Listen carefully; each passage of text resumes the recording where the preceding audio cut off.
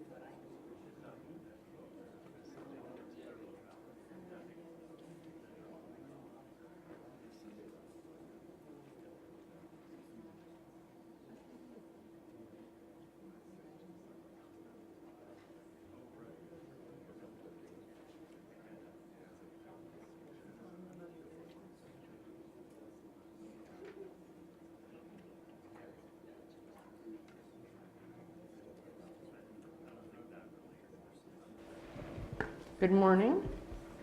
Today's Tuesday, September 23rd at 9:04 or 5 in the morning, and I'd like to call this meeting to order. To my left is Vice Chair Fran Spivey Weber. To her left, Board Member Didi Diadamo. To my right, Board Member Tam Dodak. And to her right, Board Member Steve Moore, and I am Felicia Marcus. Mr. Howard, could you introduce the staff that's assisting today? Yes, thank you. To my left, Chief Counsel Michael Laufer. To my right, Chief Deputy John Bishop. And assisting the board today are Janine Townsend and Courtney Davis. Karen Turgovich is on vacation. Great. Her house, is her house okay?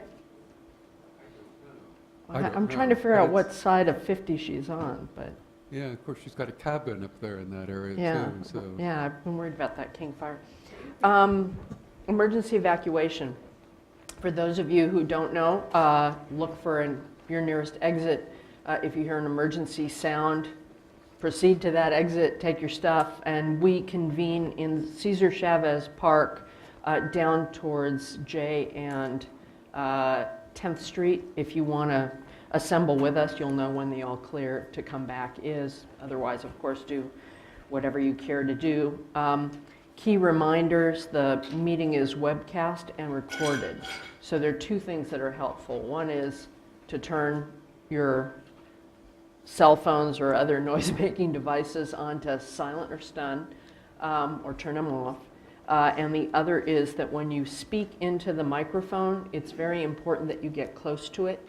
Or else, even though we might be able to hear you up here, the people behind you in the room or over on the webcast will not. So it's not that easy to do, so please just try and pay attention. And if you forget, somebody will remind you of my trusty colleagues. With that, we're on to the public forum, and this is when we hear from anyone who has something to say about an item that is not on the agenda. Do we have any cards? Yeah. All right. Well then, let's move on to the minutes from the September 9th and 10th board meeting. Do I have a motion? Move adoption of the minutes. Second. Okay, a motion a second. All in favor? Aye. Aye. Any opposition? Okay. Board meeting minutes are approved. Next board member report. Who wants to start? I'll be fast. I attended the regional board meetings for Los Angeles and for Colorado River region, and one of the interesting questions that I got that was raised at the meeting was they were approving a waste discharge requirement, and the question was, how is this going to affect groundwater? And the board member who asked, he says, it's the first time I've ever asked that question. And they were told CEQA is where this had been taken care of. But it was interesting that they are taking note of the fact that groundwater is now an important topic that everyone cares about. I also attended the Water Energy Team of the Climate Action Team, the so-called WETCAT, which works on water energy issues. And Catherine Sandoval will become the co-chair with DWR, or with Resources, rather, starting in January. And the CEC said that they would begin a rulemaking, it sounds like a long way off, but we need to be prepared for it, in 2016, on building standards. So they're going to open up Title 24 building standards, and so that may be a wonderful opportunity for working on getting water integrated into the better integrated into the building standards. And the final thing is that there was some discussion from the CEC about the capacity of water agencies and water entities to absorb the overgeneration of renewable energies, water or air or wind and solar. And this too may be a financial opportunity that would help the whole state. Okay, last Friday I participated in a panel through the San Joaquin Valley Partnership. They have an annual summit. This year it was in Fresno, and I was on an infrastructure panel. So focused on the bond, groundwater, some of the needs for groundwater infrastructure, and also the Water Action Plan. I don't remember what day it was, but I think it was last week. The Drought Task Force received an update from UC Davis on the economic impact analysis, and I left my sheet on my desk, but suffice it to say that their estimates were very close. So it was interesting to see they walked through their assumptions and how things played out. The only, and I wouldn't even call it significant change, but minor change was in that some ground was fallowed and water was moved for transferred, and so, moved perhaps to another region where estimates were higher than they turned out to be. So that was, I thought, very positive to see their ability in order to really nail the impacts. And then last week I participated again in CV SALT's. They have monthly meetings. And this was just a really terrific opportunity to spend several hours narrowing in on the anti-DEG policy, the current policy, and the groups. They have a consultant, so walking through, this focus was on maximum benefit. And so those discussions will be ongoing, and hopefully they'll be coming up with some recommendations in parallel with the development of recommendations that staff will have for us on anti-DEG. Great. The engineering wings. Thank you, Chair Marcus. Didn't have any regional board meetings the last couple of weeks, but I was invited to participate on the California Roundtable on Water and Food Supply, which is a diverse group that Vice Chair Spivey Weber has been involved in, and I was consider it an honor to be invited to participate in this roundtable. It's convened by the Ag Innovations Network. It's a diverse group of folks with a lot of experience and different perspectives, but problem solving oriented and integrated water management oriented. They've written a few reports folks may be familiar with about stewardship, retention of water, and connectivity with respect to agricultural operations in our state, and the lessons we're learning and how we're improving our sustainability in our management. And so it's a great group of problem-solving oriented folks. They've taken on the topic of groundwater this year. As Vice Chair Spivey Weber noted, it's certainly on folks' minds. And they're applying the principles of these reports of stewardship, retention, and connectivity to the groundwater issue, and have selected the Kings River Basin. Dave Orth and Casey Creamer of the Kings River Conservation District are part of the roundtable, and they volunteered their case study to be looked at in ways to improve groundwater management there, identify where there are disconnects, identify where there are opportunities to apply principles of retention, which is a watershed function that we can work with to create sustainability in water supply, especially during extended periods of drought.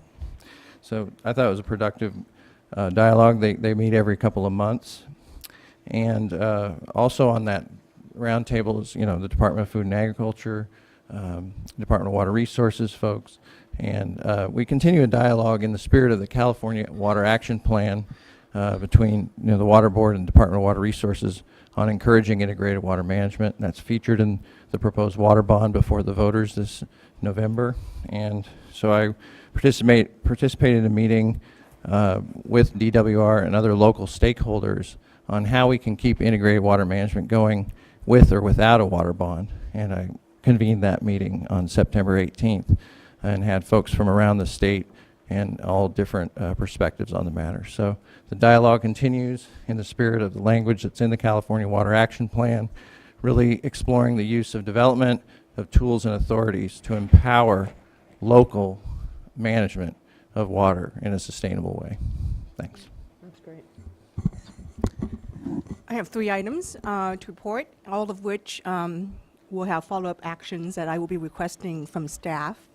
The first one is follow-up to something I reported a while back. The Central Valley Regional Water Board adopted a resolution establishing a pilot project with the Rose Foundation to use the foundation and their contacts to establish SEP projects in disadvantaged communities. I thought it was a brilliant idea, and I wanted to look into whether it could be something that we could adapt statewide. Well, since then, I've met with Chris Kerrigan of our Office of Enforcement, as well as the Rose Foundation and various interested parties. And Chris in particular has done a really great job in doing outreach to other regional water boards. And I think they recently had an enforcement roundtable where they actually brought in Tim Little from the Rose Foundation to discuss this concept, which is now has been applied and several projects are being funded through the negotiation process for settling enforcement activities. And so with that, Chris told me that regions 4, 8, and 9 are pursuing similar types of arrangements, and region 3 in particular, are also interested. So with that, I don't think we need to take it up statewide. It sounds like it's doing well through the roundtable with the Regional Water Board, but I just wanted to circle back with you and ask that the executive director include updates periodically in his report from Chris Kerrigan and the Office of Enforcement, particularly on implementation of specific SEP projects in these disadvantaged communities and what the outcomes of those projects might be. And of course, the development of similar arrangements with the other 3 or 4 regional water boards. Second item is with respect to the drinking water program. I see some of the staff here in this room. I've had the opportunity now to visit 4 drinking water district offices, I think with the 5th one coming up pretty soon. Been very impressed with the staff, the caliber of staff, the engagement, the commitment, and I think the excitement at looking for opportunities for leveraging now that we're in the same house, so to speak, the same family. And I would encourage, even though Ms. Turkovich is not here, I know that we delayed the item to revise the water board vision to include drinking water. And as that's being, further developed and brought back to us, I would encourage that there be some outreach to the drinking water program staff, and also that we look for opportunities, and this is one of the requests I received from some of the drinking water district staff, for opportunities for them to engage with the regional board staff in that area, and perhaps look for common projects that we could collaborate on now that we're under one organization. In particular, I'm looking at Ms. Spivey Weber on recycled water. I mean, that seems like a natural fit. So that's another request I have for staff, both in terms of following up and bringing back the whole vision strategy document, but also perhaps through the transition advisory team or whatever that is formed, looking for these potential collaborations and integration at the regional level between the drinking water district staff and the regional water board staff. And then finally, the third item, which I will follow up on, actually relates to two upcoming items, actually one upcoming item for us later today. As part of the resource alignment effort, a while back, I had asked for an independent third-party evaluation of our various fee-based programs. And it started off, it took a while, but we started off with the NPDES program. And we hired an outside consultant to evaluate the program, to talk with stakeholders, and to prepare a report for us. I didn't realize until last week that report was submitted to us, and it was submitted to us in February. I got a copy, I read it, and I strongly encourage all of you to do so as well. There are like 26 or so recommendations in 5 different chapters, focusing on things such as approaches to monitoring and allocating resources, which I think is of a little bit of interest in this room. Things such as target measures, performance measures, which, as you know, I'm very interested in. Recommendations on how to make activities more consistent and clear. Recommendations for management tools and reporting programs, and recommendations on addressing the permit backlog. I was informed by staff last week that they are intending to obviously review the report, the recommendations, and then propose to us which ones to pursue. My suggestion, and my very strong suggestion, and in fact a request that I'll make right now, is rather than doing that as an internal exercise, we post a report. It is not a confidential document. Anyone who does a PRA will receive it. So post a report and solicit comments from our various stakeholders in preparing those recommendations to the board in terms of a response and follow-up activities from this report. In fact, I plan to reach out to some of the stakeholders myself and discuss with them the recommendations and report and get information and comments on recommendations for going forward. The NPDES program is where we focused on for this first evaluation. I want to see these activities move forward so that we can then apply it to other programs such as the WDR. And I would encourage us to do that as soon as possible. Make the report available. Again, it's not a confidential report. We've had it for 7, almost 8 months now. So let's share with our stakeholders, get their input, and prepare the next steps on this particular effort. And then look forward to doing the same for the WDR program.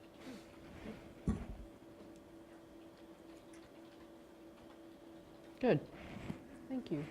For those of you who don't understand, the board only meets, the 5 of us only get to talk in open session, and so the board member reports are an opportunity to briefly let each other know what we've been working on, because otherwise it would be unwieldy or inappropriate to do. You'd have to do it all individually, and when you're just talking about what folks are working on, and then on certain matters, if we're talking about things that are about a pending decision, we just can't do it at all, except in open session. And so we do tend to make suggestions, but also report on where we've been to give people a sense of what we've been up to. I'll just toss a few other things on the agenda. Dee Dee and I attended the groundwater signing ceremony last week. I just mentioned that because it was kind of a big deal. Very nice to see a room full of players from across the spectrum, including some people who had actually opposed the legislation, but now that it is signed and going to be law, were stepping up on board to say they would find ways to implement it as thoughtfully at the local level as envisioned in that very thoughtful legislation. I had the opportunity to do a number of presentations in the last couple of weeks. One was to SCADA, the auto dismantlers group that we've worked with so closely in the context of the industrial general permit. We talked a lot about how to deal with the enforcement initiative that we've helped pull together our team along with Board of Equalization and the Department of Motor Vehicles, which is a way to really focus on, if our objective is really on cleaning up water, we should be equally interested in those people who don't have permits and should have permits, as opposed to just going after the people who happen to be legal and getting a permit. It's an issue of basic fairness, leveling the playing field, and also doing what's right. I was very interested in learning what the Board of Equalization is doing, and they have some pretty impressive tools, and the DMV folks were also very much on board. Those two groups have worked far more closely with SCADA over the years, so it was really instructive to spend the whole morning listening, and then I was able to give them an update on what it is that we've been doing with them, and they asked us to engage in an effort that's similar to what we've done with the Dairy Quality Assurance Partnership, and I did with metal platers when I was down in LA, which is to work on a sort of a association-wide compliance assistance scheme and figure out what deference or other tools. So we'll be pulling our folks together to meet with them. Again, the goal is how do we get to cleaner water fastest, fairest, and in the most cost-effective way. And so it was great to see that. It was great to spend time with them, but it was also great to see the enthusiasm that our staff has brought to this initiative, despite the heavy lifting they had to do over the past year and a half. I also spoke to the Northern California Power Authority and heard some similar things to the things that Board Member Spivey Weber has heard, fascinating changes in the energy field as solar comes online big time, and the thought of where we may have excess power in the middle of the day may have to change all kinds of incentives and things like. It's just absolutely fascinating. We should probably have a presentation on that, but we have a lot on our agenda, so I'm not going to suggest when. Maybe it's just an item to talk about. And then with Janine Jones from DWR, who, if you all don't know her, is just amazing. She's got the perfect voice. She's like the Lucy Jones of the water world. I just think she's great. And Debbie Davis, we spoke to the Association of Women in Energy and Environment yesterday in a fairly long session going over all aspects of the drought, and it was really great, both because it's a great group of people, but also as a reminder that everybody sees just a narrow piece of the drought. And every time, I don't know about you, but every time I've gone to give a more comprehensive presentation of all of the elements of this drought, people are amazed because it's just not being covered in all its glory. In some ways, most of the coverage has been based on our conservation regs, which are kind of the tail wagging the dog. But it was a fascinating reminder about how we can't get out there enough about the drought, because people really don't realize how bad it is, or how we really do have to approach this as if we're going to be Australian, that it's not going to rain again. So it was absolutely fascinating. This week, just as a reminder to my fellow board members, Friday is California Native American Day at the Capitol. All morning, I think, through about 2 o'clock, there will be events, speeches, etc. Tribal chairs from all over the state will be in town for that, and I'll be addressing them on Thursday night, along with Governor Mark Allen and John Laird. So hopefully you can all be around for that. Next. Before we get to uncontested items, since we have a full house and sort of standing room only, I want to give you a little bit of scheduling for the morning, because we've got a little bit of changes. So some of you may want to go out and photosynthesize or get some coffee, because your item may be a little bit later, and others of you may rejoice because we will have said yes to your requests, so you won't be late for your other important events.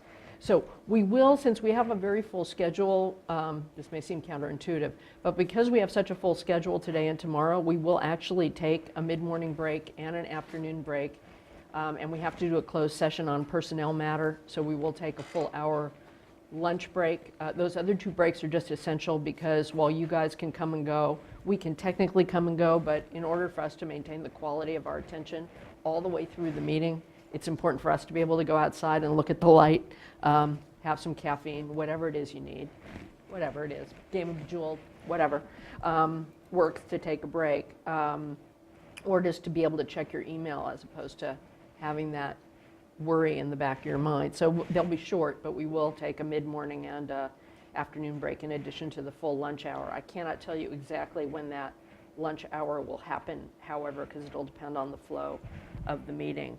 The other thing we will do is we will be taking item number 11 earlier. We'll take it after item number 6. So if you are items 7 through 10, whatever your estimate is of timing, you may be a little bit later. I'm not sure how long that item will go, but I would estimate at least a half hour. So with that, we can move on. Did I forget anything there? No, I've got it. With that, we can move on to the uncontested items, items 3 and 4. Do we have any cards for 3 or 4? Okay. Move adoption of the uncontested items 3 and 4. I will second. Any discussion? All in favor? Aye. Aye. Okay, passes. Item number 5, our update on the drought.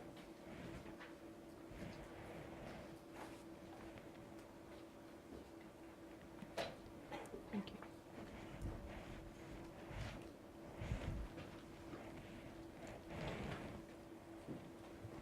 Hi, Mr. Hagan. Good morning, board members. I am John O'Hagan with the Division of Water Rights, and I'll give you a brief update for the activities of the board related to the drought.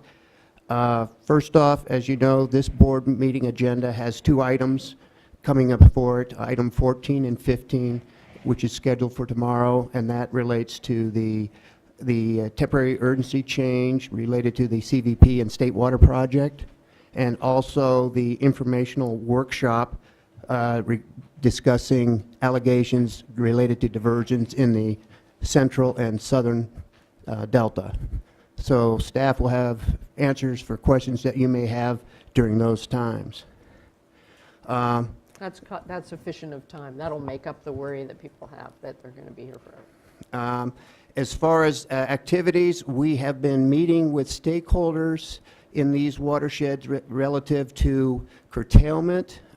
We've had meetings with stakeholders in the Sacramento River watershed and the San Joaquin River watershed, and we have a meeting scheduled for the Russian River watershed coming up.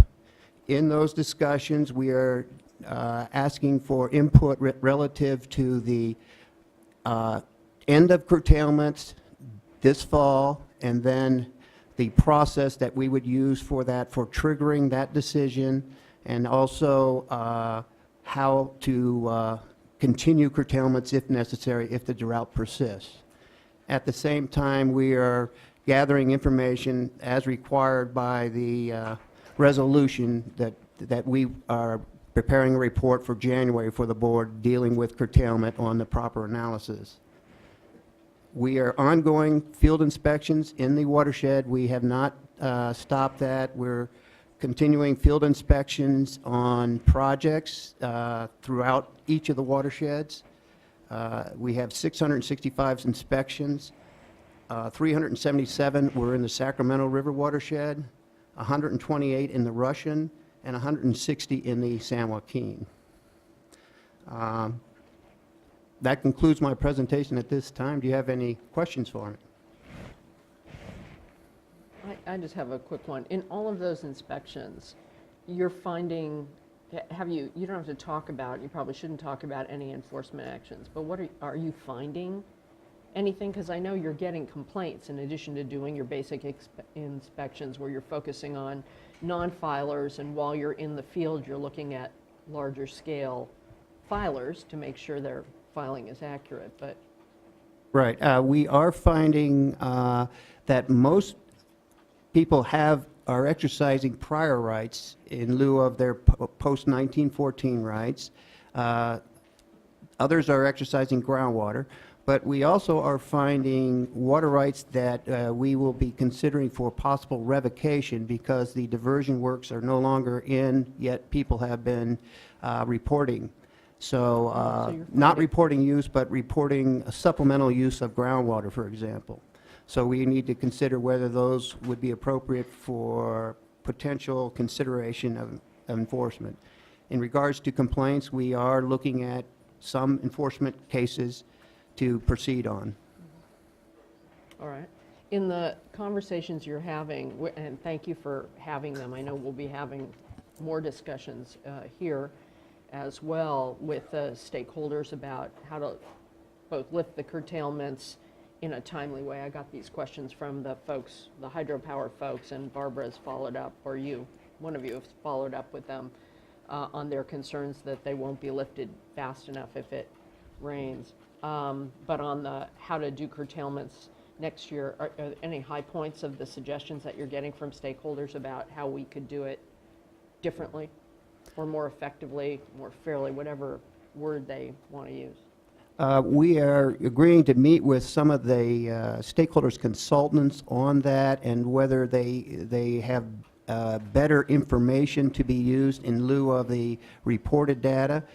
Right now, we have the opportunity to look at the 2013 permittee reports that we got in. All that information was due by June 30th. And we also now have the 2011 supplemental statements of water diversion and use. So we are going to be looking at that data and comparing it to the data that we used for last year's decision for curtailment to see how they vary because 2013 for permittee and license reports would have been a really dry year and similar to 2014. Just a Go quick ahead. question, an update on the notices, the response to the notices, and what, if you're seeing a difference as you're out in the field with additional individuals responding or permittees responding to the notice. Are you referring to the notices of curtailment that Right. we asked them to file a certification form? Mm-hmm. Yeah, the responses that we get, usually when we set up the inspection, we get their response in at that time on the ones that have not responded. So, and we're not finding much difference between someone that has responded versus someone that has not. There's no distinction between more violations one way or the other. It's just a paperwork thing? Yeah. Do you have the percentages? The percentages of reports coming in are posted on our website, so it's available. I don't have it with me right now, but we keep that posting up to date. Okay. Other questions for now? Okay, we'll talk more tomorrow. Thank you very much. Thank you. John, appreciate that. All right. Oh, wait, I have a speaker on item number 5. I'm sorry, Mr. O'Loughlin. Where are you? There you are.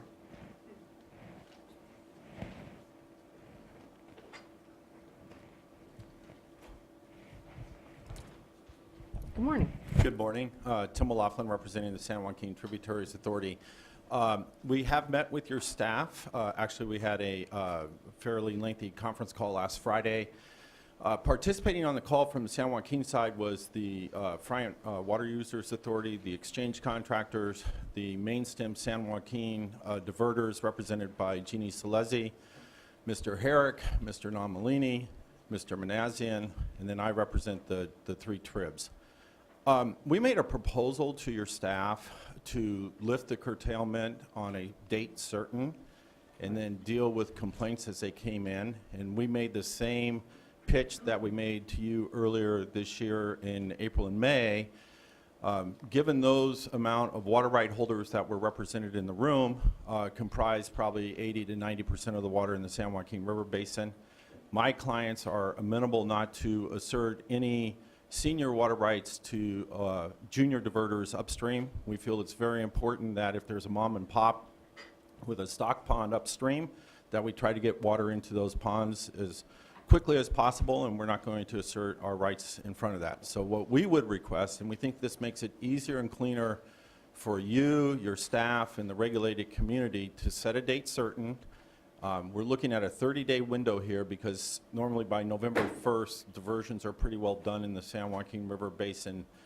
So we'd like a date certain, and then what we've promised is that we'd work internally to deal with any complaints that arise on the San Joaquin River first before they get to you folks to try to address those problems that may arise. And then our goal would hopefully be to try to store as much water as soon as possible in our storage systems. And we've gone through it with staff, but just so you know this, is that one of the conundrums that we're facing is that my districts, especially on the 3 tribs who hold senior water rights, both pre and post water rights, one of the things that we're concerned about, if it does rain and the curtailment's not lifted, then we don't want to be taking water under our pre-14 water rights and directly diverting it. We're trying to push water in storage, because if you look at the storage levels on the San Joaquin right now, they're dropping like rocks. We're going to have very significantly low levels on the San Joaquin. So our goal is to try to push water into storage. So the net effect of that, whether we took it under our post-14 and put it in storage, or you did lift the curtailment and we took it to our pre-14s, the net effect is the same downstream. Those people understand that. They realize it. They have no problem with it. Tom was on the call. We heard no complaints from Mr. Nomalini and Mr. Herrick in that regard. So that would be our request to you as the board. I realize this is going to the executive director for determination. A draft letter has been prepared, and we would like to see that sooner rather than later, so that if it does rain, hopefully we can store some whatever little bits of water that do come in October. Right, and as we discussed in a smaller meeting this week, that must have been yesterday then. Yes. Feels like It's ages ago, doesn't it? You know, we'll need to speak also with the projects to get a sense of their view on it, but we'll need to make a decision.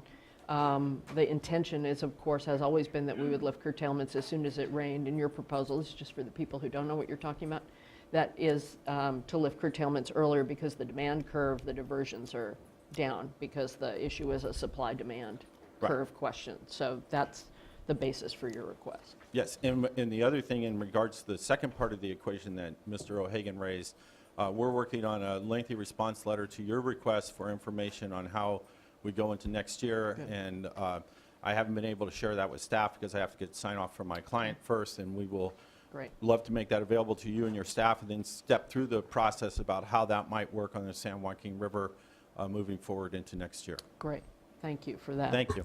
I think Do you have a preferred date certain? Yes, we put in a date of October 1st, and there's a crazy rationale for that.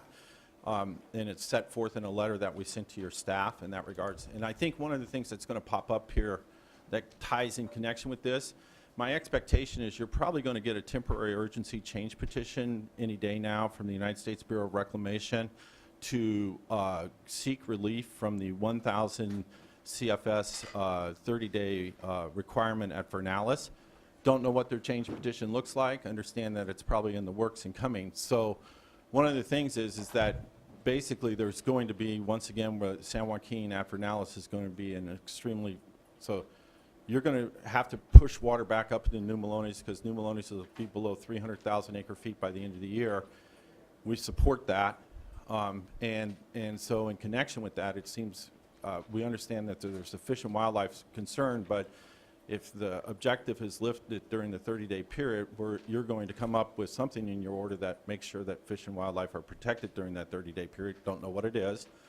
And then if that's being met, then our view is that we can store water upstream, and then all the water rights downstream have agreed that if we store water, whether we stored water pursuant to our post-14s or took it under our pre-14s, they're going to get the water they're going to get pursuant to our FERC releases and or state board releases or OCAP, BO, RPA releases. So their needs would be met. Thank you very much. Thanks Appreciate very it. much. All right, on to Mr. Howard, item number 6. Item number 6 is an information item. It's a report on the development of bioanalytical techniques for monitoring CECs in recycled water applications. And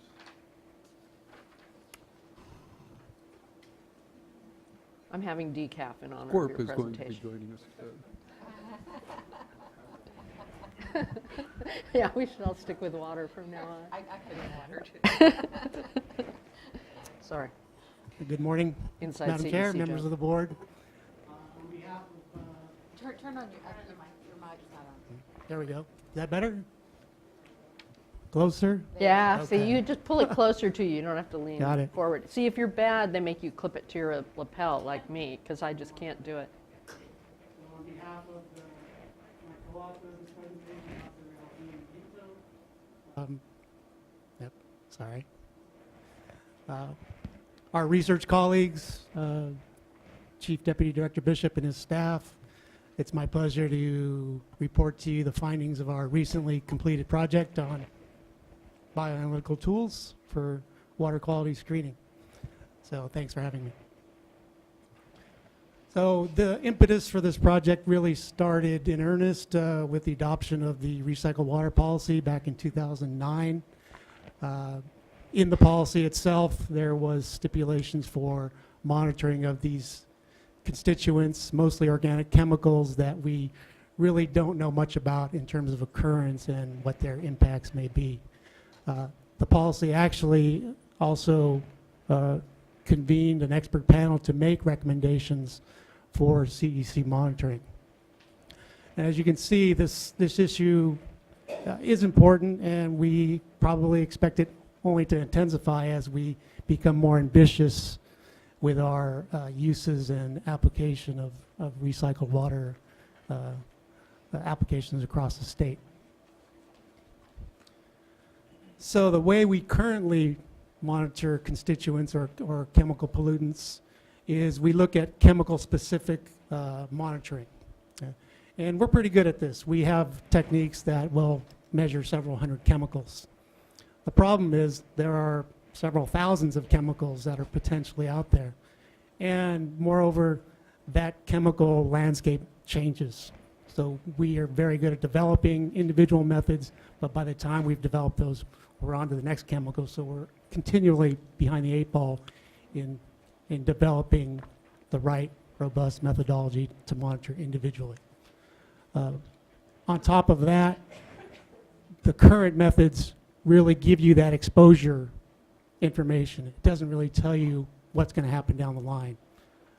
And these CECs, as we know, may have impacts that we haven't studied very well in the past. So they're new types of impacts that we need to get a better handle on. So our new methods or a better approach, a more comprehensive approach is what we're after here. And if you see the list of chemicals that the expert panel recommended for recycled water, we see natural and synthetic hormones, we see byproducts of actually treatment processes, but the key point here is that the thresholds for monitoring are very, very low. We're talking in the parts per trillion range. And so our methodology needs to get to those levels and do it in a very robust manner. Yeah. Oops. So we think one of the most promising methods out there to handle this issue are what we call bioanalytical tools. These are based on engineered cell lines that have been developed over the last 10 to 20 years, mostly for actually pharmaceutical screening and chemical registration, for example, for pesticides. So they have been used for, again, for individual chemical screening, not for water quality monitoring to date. The upside is these cell lines are being engineered to be extremely sensitive, which we need.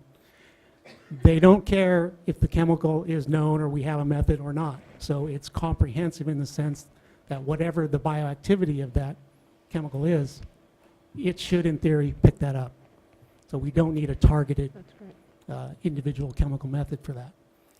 And the last advantage is these tools will help inform the potential for some bad impact, as opposed to just merely exposure that we do with chemical screening. So in our project, what we set out to do